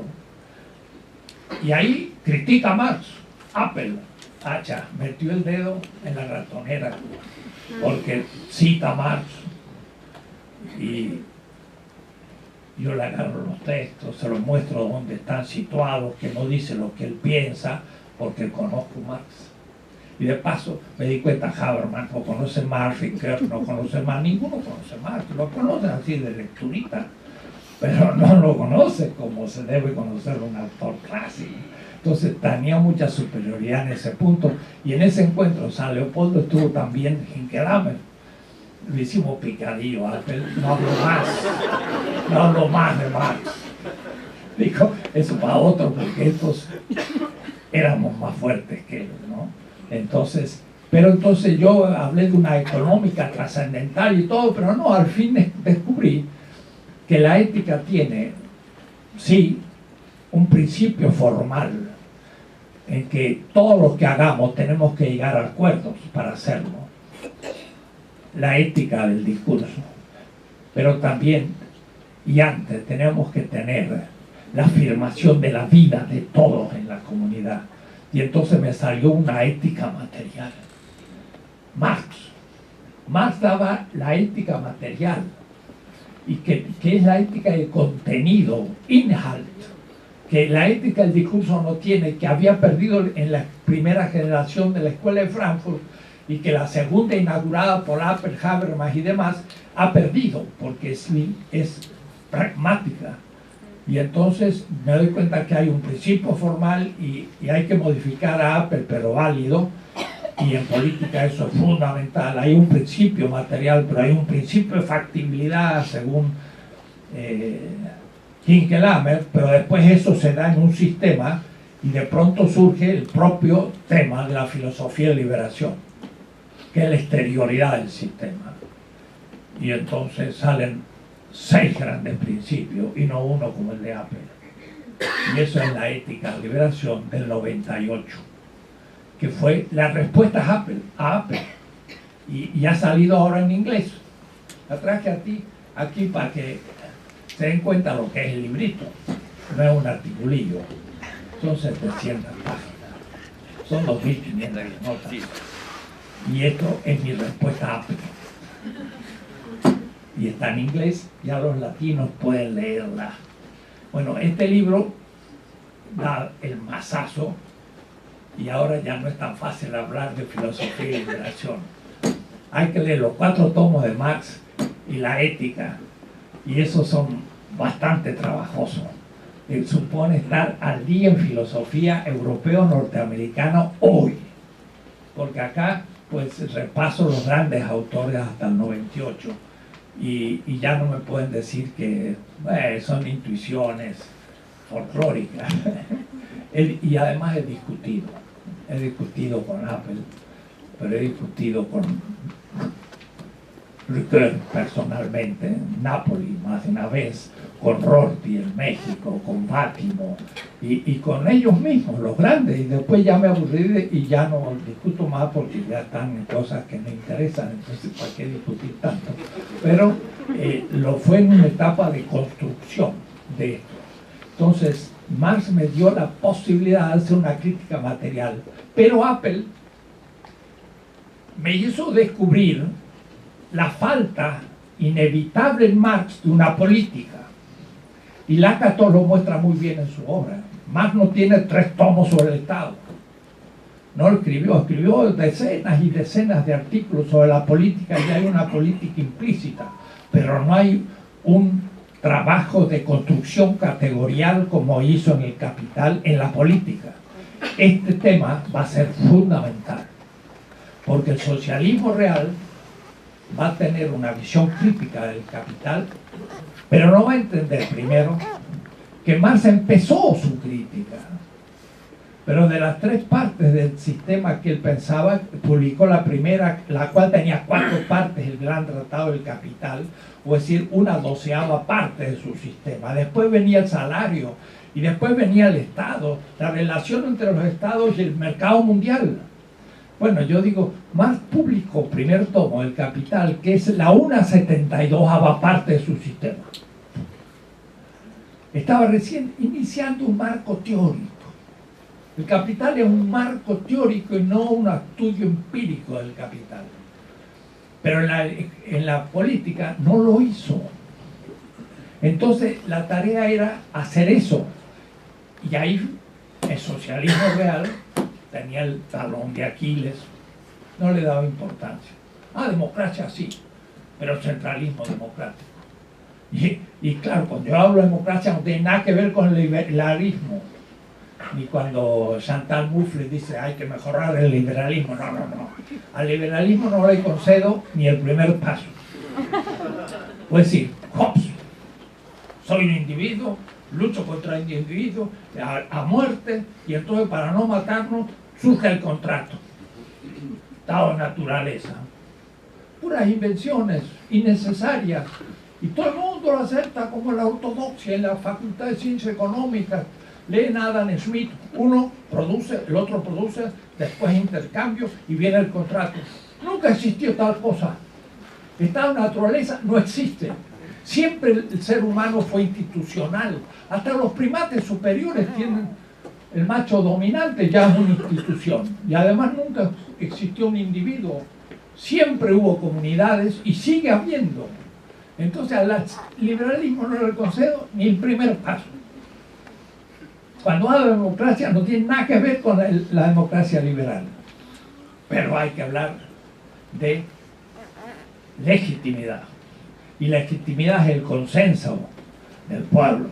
Y dice Gramsci, una clase dirigente cuando tiene el apoyo del consenso, y el consenso hegemónico. Pero cuando pierde el consenso por el disenso, la clase dirigente se transforma en clase dominante, domina, y entonces el pueblo entra en disenso. Ese tema lo explica Apple, no, pero lo puedo explicar yo a partir de Apple, diciendo Apple contra Apple. Miren qué fácil. Hay una comunidad de comunicación y se llega al consenso, y eso es necesario, porque sin consenso no es válido, y sin validez no se puede proceder en la razón práctico-política. No es lo mismo verdad que validez, y en cambio Habermas y Apple lo confunden. Verdad es acceso a la realidad. Validez es aceptar ese acceso a la realidad en la comunidad. Y por eso Bellmer dice, el consenso no es una razón, pero asegura, y es necesario. Entonces, Galileo ve Venus que da vuelta alrededor del Sol y dice el Sol es el centro. Acceso a la realidad. Es la actualidad cerebral de lo real. Pero todo el mundo piensa lo contrario. y no tiene validez porque nadie se lo acepta y lo condenan. Tiene la verdad, pero están en el disenso de una verdad que ha puesto en cuestión. Pero poner en cuestión la verdad es falsearla. Pero poner en cuestión la validez es invalidar. Y no es lo mismo falsar que invalidar. Popper no lo sabe. Y tampoco lo sabe Apple, que confunde. Entonces, no se imagina ustedes, hay de filosofía, ontología y muchas cosas. Y ya en este punto no es fácil la cuestión, se vuelve muy complicada. Pero es filosofía de liberación latinoamericana, porque necesitamos distinguir verdad de validez. Pero la validez de la comunidad, cuando hay disenso de parte de los oprimidos, del bloque social de los oprimidos, diría Gramsci, ¿qué pasa con ese disenso? Apple nunca lo ha planteado y Habermas tampoco hasta hoy. Pero cuando se unen los que están en disenso, pongamos las feministas, llegan a ellas a un consenso. Y volvemos al origen del debate. Hay un consenso vigente machista. Y Freud es la mejor explicación. Dice Freud, la sexualidad es por naturaleza masculina y la mujer es objeto sexual. El pene. ¿Cómo se descubre la mujer como castrada? ¿Dónde? En una ontología machista. Entonces, Freud es un genio, hay que leerlo.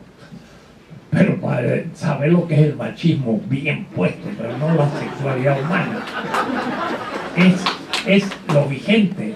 Pero la mujer entonces dice, no, ahora entran ellas en un consenso crítico del machismo. Tenemos dos consensos ahora. Y de pronto el consenso que era único se transforma en el consenso dominante. Y el nuevo consenso, ese es el consenso crítico que a mí me interesa como filósofo de la liberación. Tengo dos consensos. Eso nunca lo pensó Habermas hasta hoy. Con Habermas, contra Habermas, más allá de Habermas. El consenso crítico es la esencia de la democracia y es la esencia de la constitución de un pueblo. Y ahí empezaría la discusión con Laclau, que acepto algo y algo no.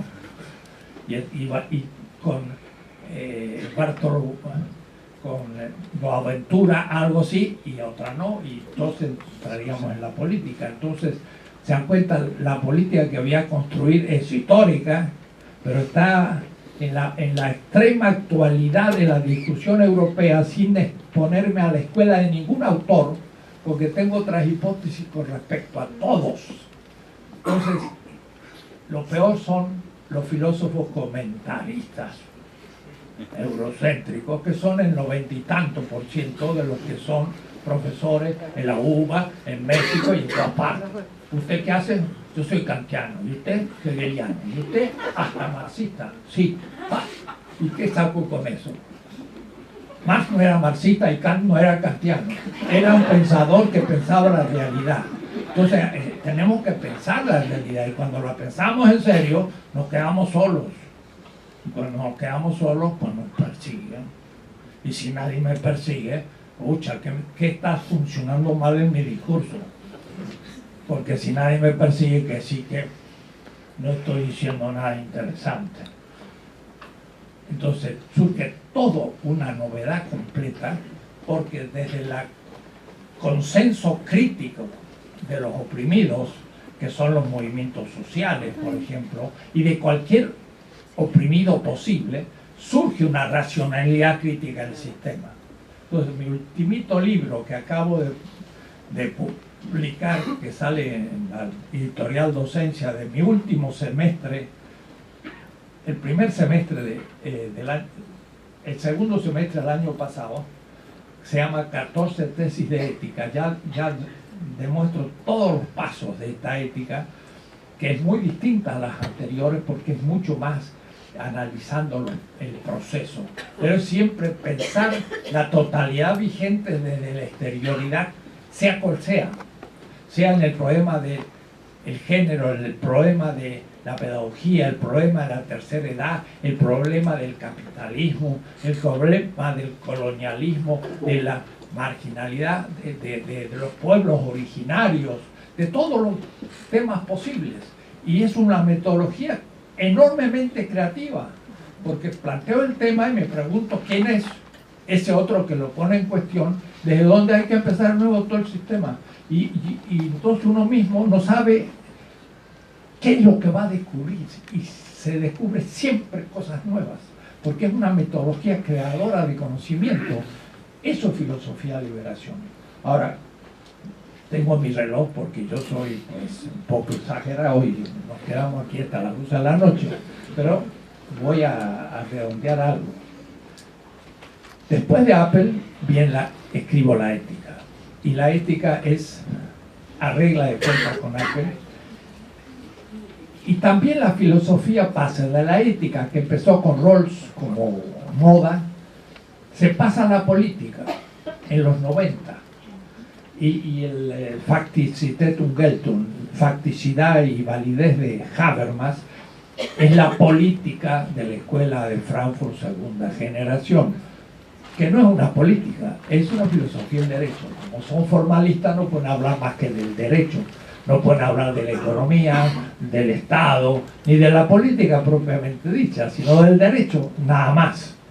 Y entonces ahí empiezo la elaboración de una política, y de la cual he escrito 2 tomos, y había dejado el tercero, pero ahora lo tengo que escribir porque si no escribo no se entiende lo que he hecho, aunque haya una pequeña síntesis en las 20 tesis.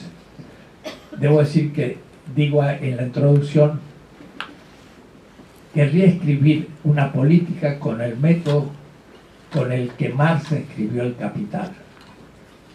Él escribió un marco teórico de categorías para hacer investigación económica. El Capital para mí es el comienzo del despliegue categorial de un marco teórico. El profesor Haupt está publicando 8 tomos de un gran diccionario marxista en Alemania, y me dice, a ver, Enrique, si quieres escribir algún artículo. Digo, mira, para mí la categoría fundamental de Marx es trabajo vivo, a ver si alguien lo tiene. Y nadie lo tenía. Dije yo, raro, ¿no? La categoría original de todas las categorías es Lebendige Arbeit, y nadie lo tomó. Bueno, lo tomo y lo escribí y sale. Y otro, bueno, te propongo otro, categoría. Porque lo que hace Marx no es más que construcción de categorías. Y tampoco había ningún artículo sobre categorías. Y le digo a Hauga, en fin, me parece que este marxismo es un poco antiguo. No está del todo como debería estar renovado. Y también escribí categoría. Entonces, ¿cómo habría escrito Marx una descripción de un marco teórico categorial de la política? Valor de uso, valor de cambio, y después la medida de uno sobre el otro, dinero, la transformación del dinero en capital. Esa es la primera parte de la lógica de Hegel, a la segunda, pero no, porque es un salto al infinito, porque hay creación de valor. En fin, hay que demostrar en qué Marx modifica Hegel, que no es lo que la tradición dijo, material y espiritual, eso son tonteras. Realmente Marx modifica el discurso ontológico fundamental de la lógica de Hegel. Entonces digo, vamos a hacer esas categorías. Y entonces escribo este trabajito y me meto en el primer tomo de la política. Y voy a hacer una introducción chiquita histórica de la política para saber de dónde escribo la política. O es decir, cuál es mi lugar de enunciación. Locus enunciaciones, como decimos en el grupo, con Walter Miñolo y los demás. Entonces empecé a escribir y ¡pah! Me salió un tomo de 700 páginas. Revisé toda la historia mundial de la política. Empecé por el Paleolítico y terminé hoy. Pero ese primer tomo no es una repetición. Yo tomo a Hobbes o a Locke o a Hume, pero no comento a esos autores. Digo lo que nunca se ha dicho de ellos. Los leo desde los oprimidos. Por ejemplo, Locke inventó el liberalismo, dio las primeras grandes categorías, qué bueno, pero me interesan otras cosas en Locke. ¿Qué dice la conquista de América? ¡Buah! ¡Qué bárbaro! La justifica completamente la conquista. ¿Qué dice la esclavitud? La justifica completamente en el mismo tratado segundo del gobierno. La esclavitud, además, Locke tenía sus pequeños ahorros metidos en la trade, ¿no? Pero entonces, y leo a Hegel, pero no leo al Hegel de siempre, leo a un Hegel que no se ha leído, y en este punto ni Marx. Dice Hegel, Europa produce cada vez más pobres. ¿Qué hace con los pobres? Los envía a las colonias. Y entonces tiene una visión del centro y la periferia del mundo colonial fantástico, y de ahí que uno critica a Hegel de otra manera. Bueno, etcétera. Entonces,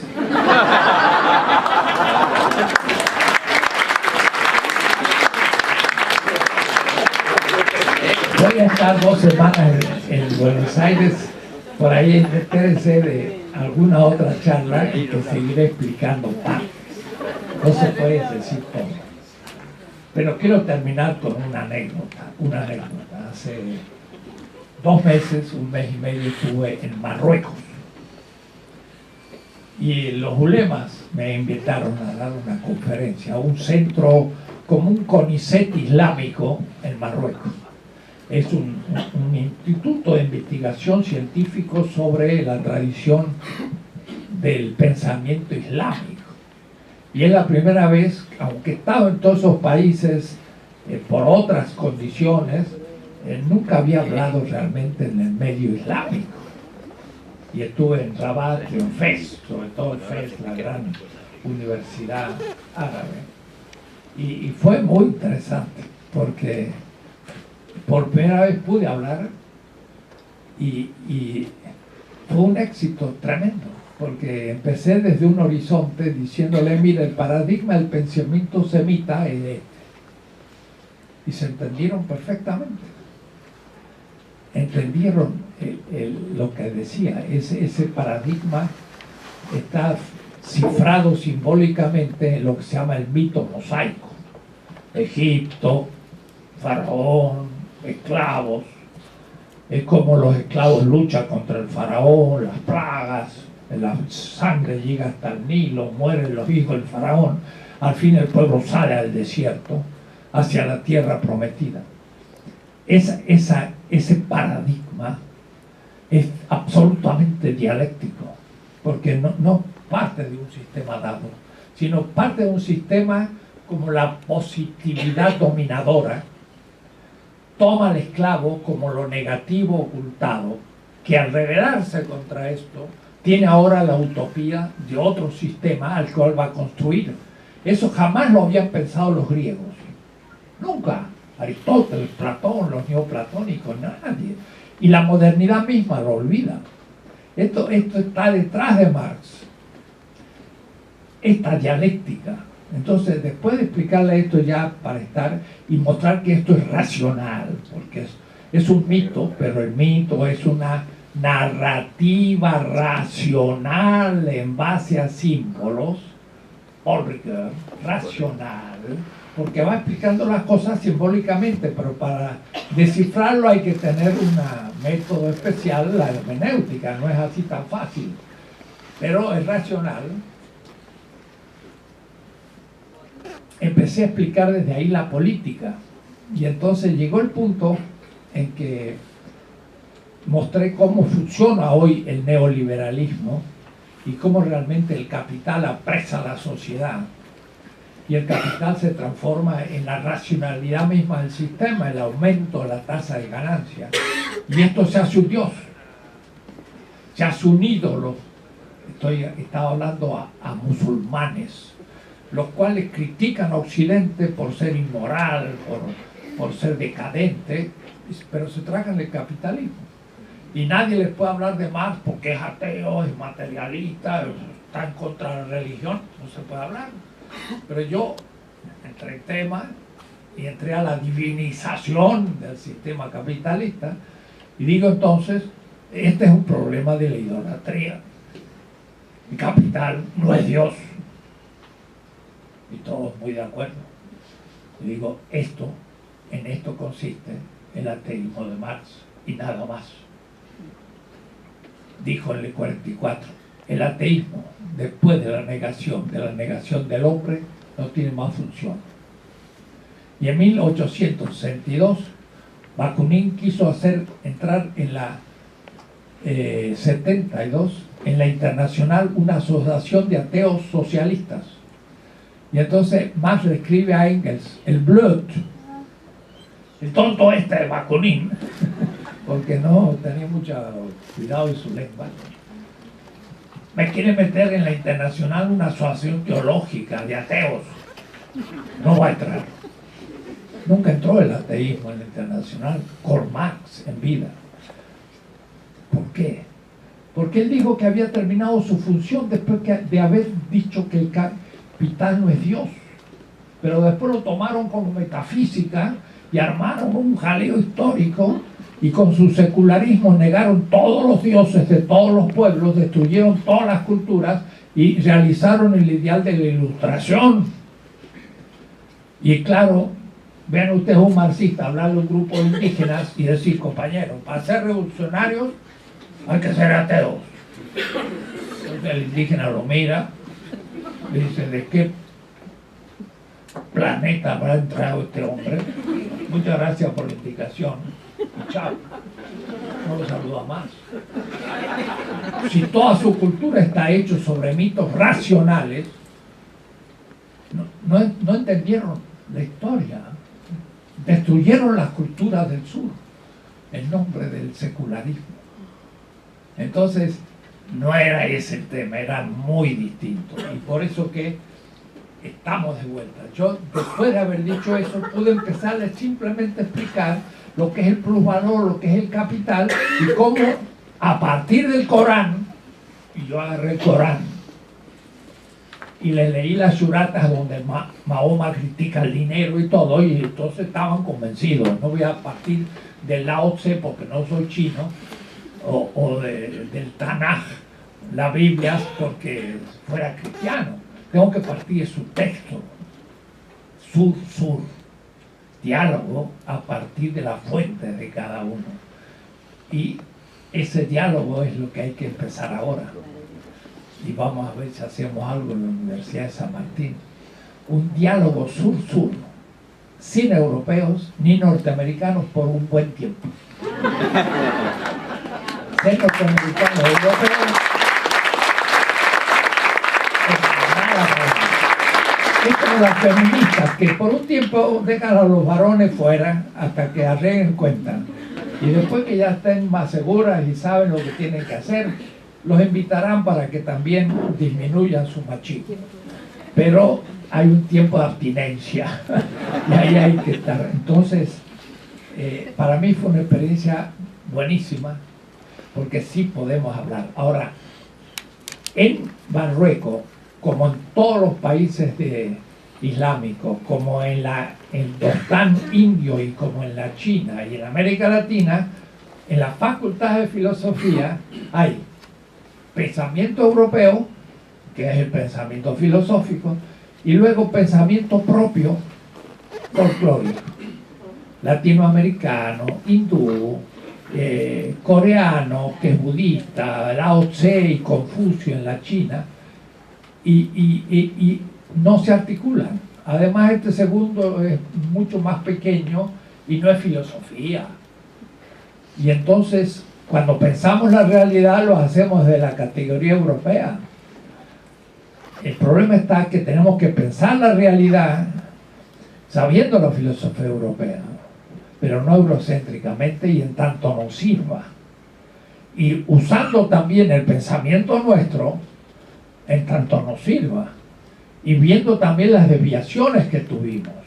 Si un Sarmiento dice hay que matar a los gauchos, pues tenemos que hacer una crítica de Sarmiento, que es un eurocentrismo inaceptable, y más en pedagogía. El pobre Sarmiento es un nefasto y no se lo puede tener como un gran pedagogo, que es la antipedagogía, y el señor pues nada menos que la invasión del desierto. ¿Y usted quién le dijo que la Patagonia era un desierto? Estaba lleno de mapuches, que estaban por supuesto antes que todos nosotros.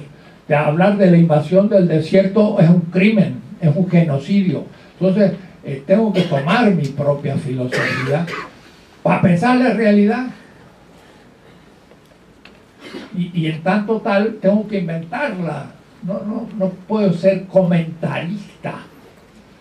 Y Marx mismo dice, Malthus todavía era un ideólogo, pero al fin pensaba. El profesor de economía, eso ya es fetichismo final. El profesor de economía. El profesor de filosofía es el más antifilosófico del mundo. ¿Qué es lo que hace? Comenta Platón, Aristóteles. ¿Y para qué lo comenta? Yo digo a los alumnos, es como quien afila el cuchillo para cortar carne. Pero ahí estos afilan el cuchillo, se comen el cuchillo y no se cortaron nada. Ya están haciendo un método del lenguaje y nunca ni siquiera hablaron nada de la realidad, ni preguntaron sobre el lenguaje que habla la gente. Puede decir lo que de un colega, y no voy a nombrarlo porque la realidad es una autocrítica, aunque él no lo sepa, le llama los sucursaleros. Ponen una sucursal de Coca-Cola, una sucursal de Kant.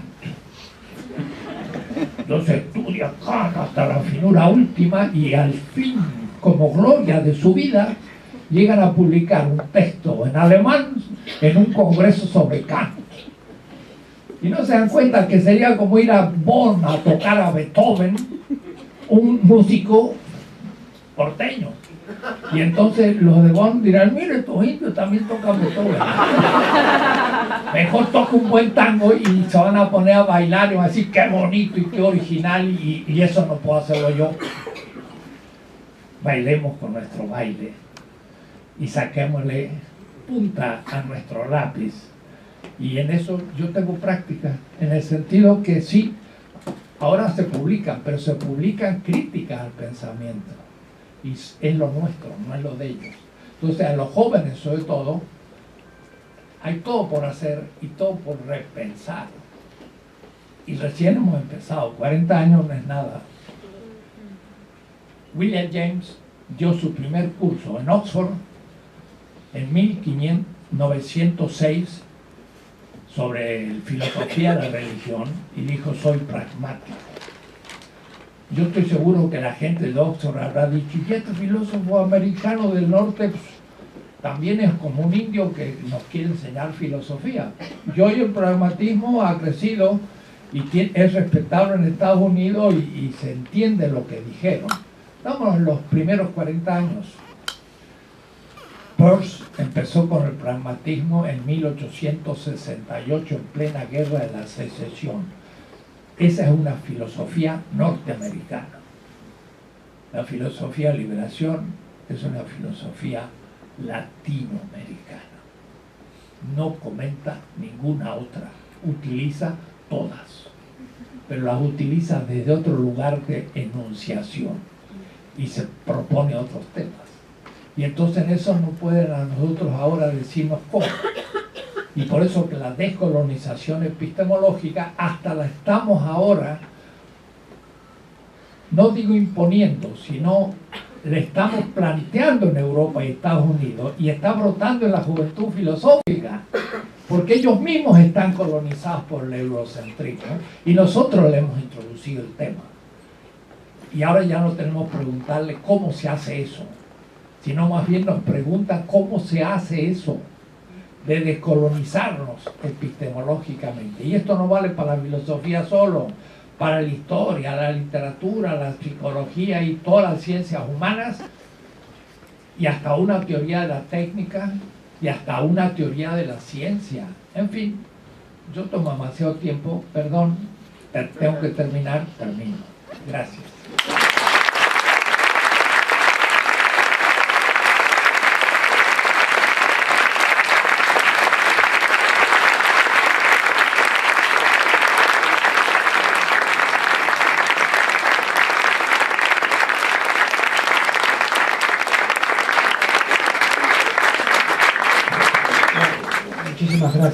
por esta conferencia magistral. Quería recordar, ¿se escucha? Sí, algo muy importante que nos olvidamos es que al profesor Enrique Dussel mañana a la Universidad de San Martín le va a hacer un reconocimiento muy importante, que es el doctorado honoris causa. Es a las 6 de la tarde en el campus Miguelete de la USAM, en San Martín, y posteriormente del 12 al 14, del 12 al 14 va a haber un curso breve basado en las 20 tesis de política, también con el doctor Enrique Dussel, también en la USAM, en el campus de San Martín, al que pueden asistir libremente, y obviamente los invitamos a las 19:30 en el aula tanque. En el aula tanque de la USAM. Así que les recomendamos si quieren asistir. 19:30. Hay 2 minutos si quieren hacer alguna pregunta. Muy breve, por favor, las preguntas.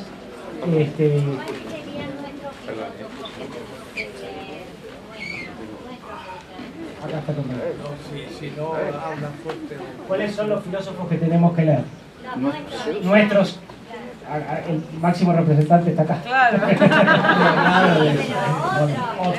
Mira, hemos publicado un libro grande con Eduardo Mendieta, profesor latino en Estados Unidos, y Carmen Borges en Venezuela. Se llama El pensamiento filosófico latinoamericano del Caribe y latino, 1300-2000. Es un libro de 1100 páginas, 2 columnas largo. Eso es una visión de conjunto hecho casi por 100 autores. Es la primera visión de la filosofía latinoamericana desde los pueblos originarios hasta hoy. Y vamos a agregarle a ese tomo en la tercera edición un CD, un disco, en que vamos a poner 300 obras de los clásicos de los filósofos latinoamericanos, los más nombrados. Por ejemplo, Descartes estudió en la Flèche, decía yo, lógica, pero nadie sabe que estudió lógica a los 11, a los 13 años, con un texto de lógica de un filósofo mexicano que se llamaba Antonio Rubio. Entonces ahí va a estar la lógica mexicana de Antonio Rubio, en latín, claro. Entonces es difícil de encontrar y se va a encontrar. O qué sé yo, el Carlos Astrada, el más grande casi filósofo del siglo XX en Argentina, alumno de Heidegger, que sus primeras obras fueron en alemán, muy heideggerianas, terminó escribiendo el mito gaucho y otras cosas. Bueno, el mito gaucho va a estar en esa colección. Entonces vamos a poner ahí 300 obras clásicas de nuestro pensamiento, que no es los actuales, sino el de la historia. En cuanto a los actuales, bueno, están apareciendo lentamente, porque no es tan fácil de limpiarse de esa falsa piel de eurocentrismo. Entonces, hay muchos autores que ahora están planteando filosofía del derecho, relectura literaria, historia de la filosofía, y que están creando, ¿no? ¿Cómo se llama esa obra? Se llama El pensamiento filosófico latinoamericano del Caribe y latinos. Es decir, tomamos los 50 millones de latinos de Estados Unidos como un país latinoamericano. Y de hecho es el tercer país. Después de Brasil y México, ningún otro tiene 50 millones y son latinos. Y esto tenemos, ya ellos han entrado en esto a fondo y están haciendo una filosofía propia latino, en diálogo con nosotros, los latinoamericanos, y con los anglos dentro del imperio. Pero lo bonito es que uno ya no va a hablar de América Latina desde afuera. Yo voy a hablar en Estados Unidos desde los latinos. Y de hecho muchos de los que están más creando son alumnos nuestros. Eduardo Mendieta fue mi alumno en New York, Nelson Maldonado, alumno en México, Walter Miñó lo mismo, me acuerdo la primera vez que nos conocimos en Puebla. Entonces está surgiendo un grupo de pensadores norteamericanos que conoce a la Academia Angla, pero que ya tiene un discurso propio, porque también se inspira en América Latina. y desconcertante para los anglos porque no saben de dónde viene.